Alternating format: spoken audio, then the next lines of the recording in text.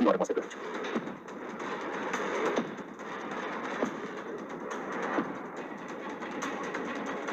Kecil kamu jauh lebih tahu cerita cinta, dia yang lebih kata ada cinta.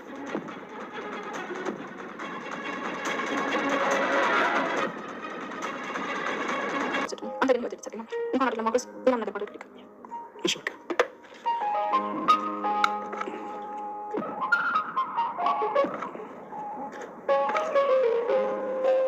የልብብ ሰው ሳሚ ሰው ሲባል ማድነቅ በጎነት ሲታይ ሳሚን መጥቀስ እንጂ አይገኝም ወዳይ ከውስጥ ከልቡ የፍቅር ምንጭ አለው ለሰው ማሰብን እንጂ ጥላቻ ለመደው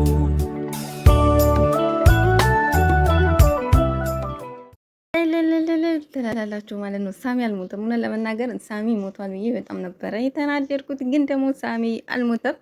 ያው ብሌን ደንግጣና ፈርታ ስለነበረ ሌላ ሰውም ነበረ፣ ያው እሱም ወንድሙን አመቶት ነበርና ለሱ የተናገረው ነበረ ለብሌን። ብሌን ራሱ በድንጋጤ ውስጥም ስለነበረች በቃ ምንም ማድረግ አልችልም አርፏል እያለ ዶክተሩ በሚናገር ሰዓት እንግዲህ ብሌን በጣም ነበረ ስሜቷን መቆጣጠር ነበር ያቃታት ማለት ነው። በጣም ነበር ያለቀሰች ስሜታዊ የሆነ በቃ የሞተ መስሎኝ ነበረ። ግን ደግሞ አለ እንኳን ደስ አላችሁ ሳሚ ማለት ነው። ከዚህ በፊት ያው ኮሜንት ላይ ሳሚ መሞት የለበትም ሳሚ መሞት የለበትም ስትሉ ነበር እና የእውነት ዶክተር ሳሚ ሞተ በምትለው ሰዓት እንግዲህ ዶክተሩም ሳሚ አይደለም የሞተ ሌላ ነው፣ እናንተ የሳሚ ቤተሰቦች ናችሁ ወይ? ሞተው ሰው እኮ ሳሚ አይደለም፣ እናንተ የአቶ መስፍን ቤተሰቦች አይደላችሁም ወይ በሚላቸው ሰዓት አይደለንም ብላ እንግዲህ ብሌ በደስታ ነው እየተነሳችሁ። አቶ ሳሙኤል ከሆነ አቶ ሳሙኤል አሁን ላይ ጥሩ ላይ ነው ያለው። ምክንያቱም ትንሽ ቆይታችሁ ኑሮ ልታጡ ትችሉ ነበረ። አሁን ግን ትንሽ አይታችሁ ወደ ቤት ብለው ትወስዱ ትችላላችሁ እና የተወጋውም ትንሽ ወደ ውስጥ በጣም ዘልቆ ስላልገባ ያን ያህል ጉዳት አልደረሰበትም፣ ደህና ነው ብሎ እንግዲህ ለብሌን ሲነግራት ብሌን እየተደስታለች አይደለም። ብሌን እኛ ራሱ ተደስተናል፣ ምክንያቱም ሳሚ መሞት የለበትም ነበረ። ለዚህ ስለቃል ማለት ነው ዋጋዋን መስጠት አለበት። ብሌንም ዶክተር እኛ የሳሚ ቤተሰቦች ነን፣ የተፈጠረውን ነገር ለእኛ ነገርን በምትለው ሰዓት ዶክተሩን በጣም ይቅርታ እናንተ የሳሚ ቤተሰቦች ናችሁ ሆይ? ቤልም ዶክተር በእናትህ እውነቱን ንገራት ተጨንቃኮ ልትሞት ነው ዶክተር እያለ እንግዲህ ብሌንን እያጽናናት ነው የሚባለው። ብሌንዬን እያጽናናት ነው። ምስኪን ነገር ነው አቤል ማለት ነው። ለመናገር እሱ ባይኖር ኖሮ እዚህ ቦታ ራሱ ሊመጣ አይችልም ነበርና ዶክተሩን ብሌን ማለት አንቺ ነሽ ወይ በሚላት ሰዓት ብሌንም አዎ እኔ ነኝ። አቶ ሳሙኤል በታመመ ሰዓት ሁሌ እየደጋገመ ያንቺን ስም ሲጠራ ነበረ። ግን ደግሞ አታስቢ አሁን ላይ ጥሩ ደረጃ ላይ ያለው ምንም አይሆንም። ብሌንም እንግዲህ ደንግጣ ዶክተር ሊሞት ይችል ነበር እያልከኝ ነው ወይ በምትለው ሰዓት ዶክተሩም አዎ በጣም ብዙ ደም ፈሶ ስለነበረ ትንሽ ብዘገዩ ኖሮ ልታጡት ትችሉ ነበር። አሁን ግን ደህና ነው። ግን አሁን ላይ እንደዚህ መጨነቅ የለብሽም። አቶ ሳሙኤል ጥሩ ደረጃ ላይ ያለ፣ ስለዚህ መድኃኒቶቹንም ሰጥተነዋል፣ ደምም ሰጥተነዋል። አንቺ መረጋጋት ነው ያለብሽ፣ የሚያስለቅስ ነገር የለም። ስለዚህ አሁን ሳሚ ጥሩ ደረጃ ላይ ያለ ብሎ እንግዲህ ዶክተሩ ነግሯታል። ለብሌን መድኃኒት እንድትገዛ ሰጥቷል። አቤልም ዶክተር ያለውን ሰምተሻል አይደለም ወይ ብሌን፣ ለሱ ይሄ ማልቀስ ምንም አይጠቅመውም። ስለዚህ ዶክተሩ ራሱ እዚህ አንድ ቀን ተፈለጋችሁ አንድ ቀን አድሮ ይወጣል። ምንም አይነት የሚያሳስብ ጉዳት አልደረሰበትም።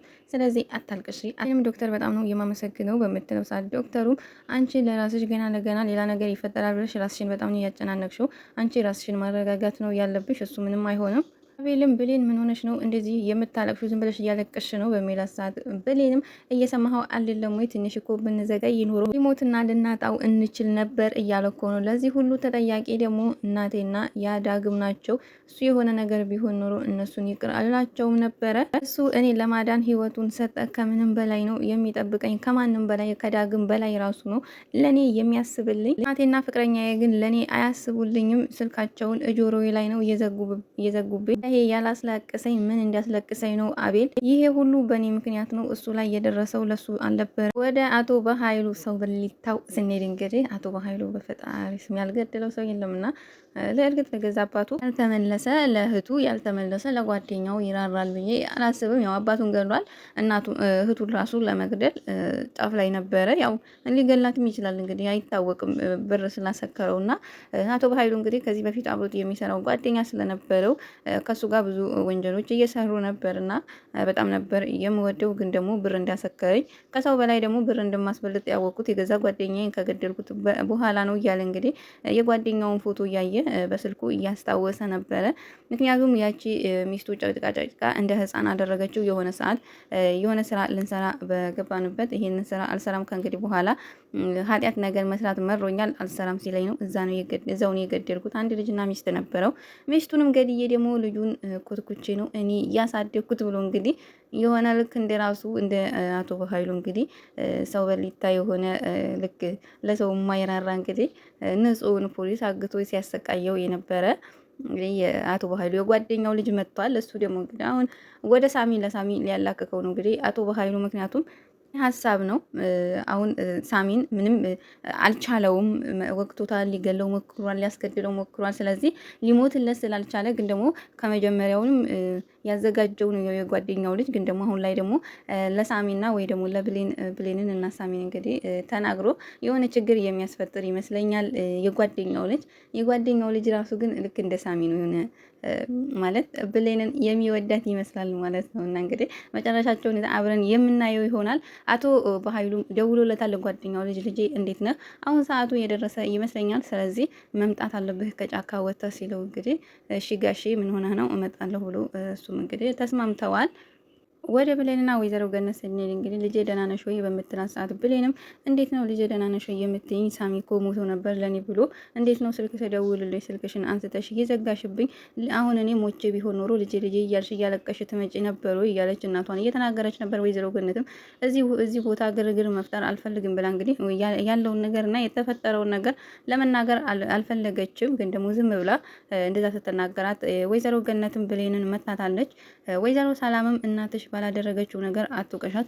እናትሽ ከኔ ጋር ውጪ እያወራን ነበረ። አንቺ በምትደውይ ሰዓት እቺው የምታሳፍረኝ ሁሌ ተንኮል የማይሰለቻት ልጄ ነች እንደዛ ያደረገችው ብላ እንግዲህ ለብሌን በምትነግራት ሰዓት ብሌንም እናቴ ይቅርታ እኔ እኮ አላወኩም ነበረ። እሷ አርጋው ነግረሽ ይኖሩ ምንም አልናደድም። እሷ እኮ የሰይጣን ጓደኛ ነኝ፣ ከተንኮል ምንም አትመለስም። ደግሞ የተሻላትና የተጸጸተች እኮ መስላ ነበረ። ሳሚ ደግሞ አይሞትም። ስለዚህ ብዙ አትደሰች። የምነው ቃል ፊትሽ ቀላ እኮ ወይዘሮ ገነትን ብሌን ወዴት እየሄድሽ ነው ስትላት እንግዲህ አቤልም መድኃኒት ልትገዛ ነው የምትሄደው ታያት ብሎ ትተዋታል። ወደ ብሌን ከሄደች በኋላ እንግዲህ ወደ አቶ በኃይሉ ጓደኛ ላይ ስንመጣ እንግዲህ ከኪቱ ሰንሰለት አወጥቶ እናቴ የገደሉሽን ሰዎች አግኝቼልሻለሁ፣ አሁን እበቀልልሻለሁ እያለ ለራሱ እየዛተ ነበር። እናቴ ለነፍስህም ሰላም አስገኝልሃለሁ አንተ ለገደሉ ሰዎች። በዳግምና ብሌን ስንሄድ ዳግምና ብሌንም ተገናኝተዋል። ምክንያቱም ዳግምም እቺ ብሌን አይደለችም ወይ እዚህ ምን ትሰራለች በሚል ሰዓት ብሌንም አይታው እንግዲህ እንደዚህ ደግሞ ምን ይሰራል አሁን ነው ወይ የሚመጣው እዚህ ምን ትሰራለች በዚህ ሰዓት? ወይ ደግሞ ይቅርታ ያ ጓደኛሽ ያ ጥላሽ የት ነው ሄደ? ምን ነው የለም አሁንስ ከኋላ እዛ ነው ከሁሌም የትም ቦታ ስትሄጂ ከጎንሽ የማይጠፋው እና ጥበቃ ነው እየቀጠርሽው ሁን ብለናል በሚላት ሰዓት እንግዲህ ብሌንም ሰምታ መታገስ ያቅታት ይሄን ያህል እንደዚህ እየወረድክ አትመስለኝም ብላ እንግዲህ በጥፊ ነው ያጮለችው። ዳግም መውጣት አለበት ለመናገር ማለት ነው።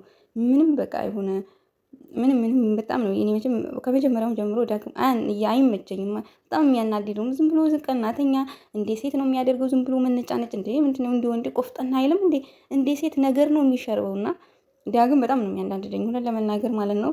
ብሌን እየጥፊ ብደጋግምለት ጥሩ ነበር። ይሄ ብቻ ይበቃው ነበርና እንደዚህ ያለ ሰው መሆንህን ባቅኖሮ አልቀርብህም ነበር ስትለው ዳግምም የተሻለ ሰው ስታገኝ እኔ ልቀይሪ ነው። ዳግም ዝም በል በተናገርከኝ ቁጥር ላንተ ያለኝ ስሜት እየቀነሰ ነው ያለው። ምን አይነት ሰው ነው እየሆንክ ያለኸው? ሙሉ ለሙሉ እኮ ተቀይረሃል። ሌላ የማላቀው ሰው ነው እየሆንክ ያለኸው። ጥላት እያወረህ ነው። ቆይ ምን አይነት ሀሳብ ነው ጭንቅላትህ ውስጥ የገባው? ጭንቅላትህ ያልሆነ ነገር እያሳየ ሌላ ሰው ነው ያደረገ። በዚሁ ከቆየህ ብዙ ነገር ታጣለህ። ያስፈራራሽ ነው ወይ በሚለው ሰዓት አይደለም እየነገርኩህ ነው። ሁሉም ደግሞ መልሼ እነግርሃለሁ። ምንም በሌለ ነገር እኮ ነው እየቀናህ ያለኸው። እኔ እኮ ብሌን ነኝ። ምን አይተህ ነው? ምንም አልገባኝም፣ ሊገባኝ አልቻልም። ምን አይተህብኝ ነው እንደዚህ በእኔ ላይ ልትቀና እየቻልከው? የትኛውም አፍቃሪ ይቀናል። እኔም ደግሞ በአንቺ እቀናለሁ። አንቺ ብቻ ሁሌ ተበዳይ እኔ በዳይ ነኝ ያለው ይመስሎ የሚታይሽ አንቺ ቅዱስ እኔ ደግሞ ኃጢአተኛ እያለ እንግዲህ እንደ ሴት ወይዘሪት እንግዲህ ነገር እየሸረበ ነው። አቶ ሳሚ ያላል ወይ ሳሚ የኔ ሸበላ እሱማ አይደለም። ኧረ ይሄ ዳግም ነው እንጂ ሳሚዬማ እናቴ ወይ ቀናተኛ ስለሆንኩ ነው እንጂ አንቺ ምንም አላደረግሽም አይደል? እጁን ተያይዛችሁ ለብዙ ሰዓት ታወራላችሁ፣ ትከሻው ስር ትቀቢያለች ተቃቅፋችሁ። ይሄንን እያየሁ አንድ ፍቅረኛ ማቾች ፍቅረኛው እንደዚህ ከሌላ ሰው ጋር ስትሆን ሲያያት ምን ይሰማዋል ብለሽ ለኔ አስበሽልኝ ለኔ ስሜት ተጨንቀሽ ታውቂያለሽ ወይ? ይሄንን እያየሁ ደግሞ እንዴት ነው ያለ መቅናት የምችለው? ልብህ ነው ወይ ዳግም በምትለው ሰዓት ሳሚ ወይኔ ሳሚ ወጣ ሳሚ ሳሚ እኮ በጣም ከዳግም ጋር የሚነጻጸር አይደለም። ዳግምም እንግዲህ የምርህን ነው ወይ በምትለው ሰዓት አዎ እውነቴን ነው አንቺ ምክንያት ሰላሜን አጥቻለሁ። ስለ ስሜቴ ምንም አትጨነቂልኝም፣ አትጠነቀቂልኝም፣ እኔ ምንም ቦታ የለሽም በሚላት ሰዓት ብሌንም ነገሮቹ ከአቅሜ በላይ እየሆኑ ይሄ ነገር ሰልችቶሃል ማለት ነው ወይ በምትለው ሰዓት ዳግምም አዎ በጣም ነው የሰለቸኝ፣ በጣም ነው ያንገሸገሸኝ፣ በጣም ነው እጅ ያለኝ። አንተ ነህ ወይ የሰለቸህ? እኔ ጥፋተኛ ሆኜ አንተ ሰለቸህ ስትለው አዎ በጣም ነው እየሰለቸኝ ወይም ጥፋትሽን ለመሸፈን ስለምትሞክሪ ነው።